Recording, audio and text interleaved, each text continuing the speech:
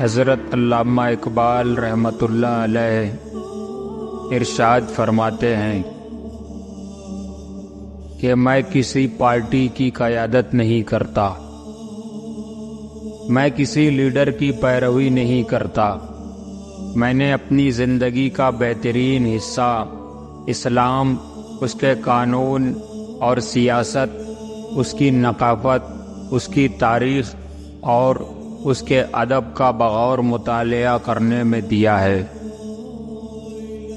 اگر میرے پیغام میں کوئی غیر قرآنی بات ہوئی ہو تو ان کی ناموس فکر کا پردہ چاک کر دیا جائے تاکہ ملت اسلامیہ میری شر انگیزی سے محفوظ رہے۔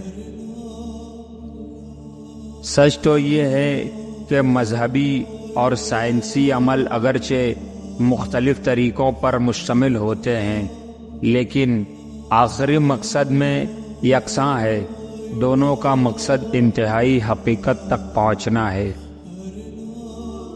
انسان ایک حقیقی فعالیت ہے، ایک سعودی روح جو اپنے عروج میں ایک وجود سے دوسرے میں قدم رکھتی ہے۔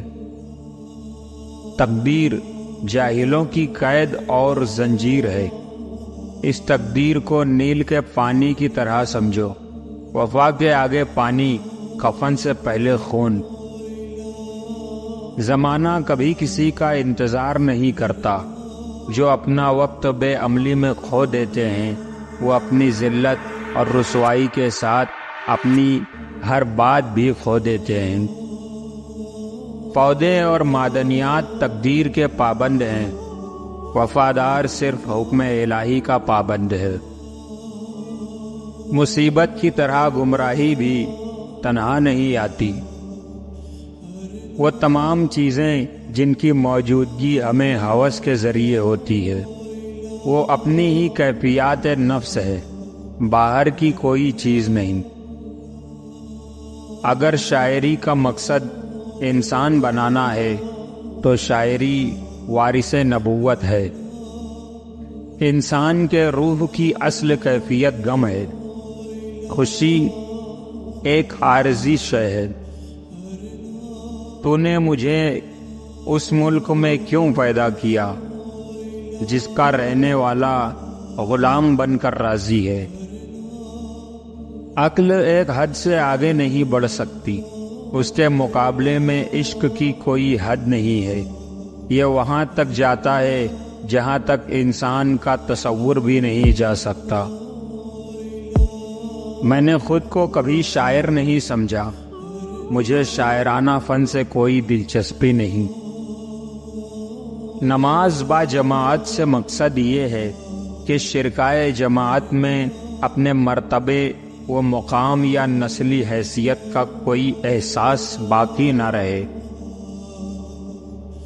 اپنی تاریخ کو محفوظ کریں اور لازوال بنیں، گزرے ہوئے وقتوں سے نئی زندگی حاصل کریں۔ جد و جہد ہی میں زندگی کا راز موجود ہے۔ میرے آباء و اجداد برہمن تھے، انہوں نے اپنی زندگی خدا کی تلاش میں گزار دی اور میں اپنی زندگی انسان کی تلاش میں گزار رہا ہوں۔ جب تک قوموں کو خود اپنی اصلاح کا خیال نہیں آتا، قدرت بھی انہیں درست نہیں کرتی۔ میں سچ کہتا ہوں، آپ کا دشمن بھی آپ کا دوست ہے۔ اس کی موجودگی آپ کی زندگی کو بھرپور اور امیر بنا دیتی ہے۔ آپ کے ماضی سے حال نکلتا ہے اور حال سے آپ کا مستقبل جنم لیتا ہے۔ عاشق پر موت حرام ہوتی ہے۔ قطرہ سمندر میں رہ کر فنا ہو جاتا ہے اور میں قطرہ رہبر سمندر بننا چاہتا ہوں۔ مصیبت کی طرح گمراہی بھی تنہا نہیں آتی۔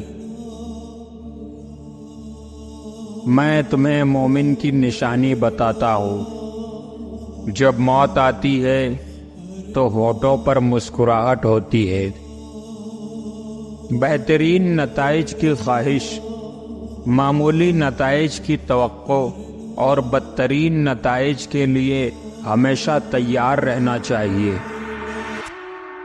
محبت کرنے والا بندہ خدا کی راہ پر چلتا ہے، مومن اور کافر دونوں سے محبت کا اظہار کرتا ہے۔ ہر مسلمان کو خواہ وہ کسی طبقے سے تعلق رکھتا ہو بیکار نہیں رہنا چاہیے۔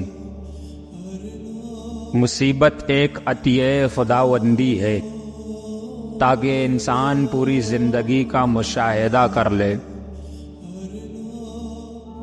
ضبط و نفس افراد میں ہو تو خاندان کی تعمیر ہوتی ہے، فوجوں میں ہو تو سلطنتیں قائم ہوتی ہیں۔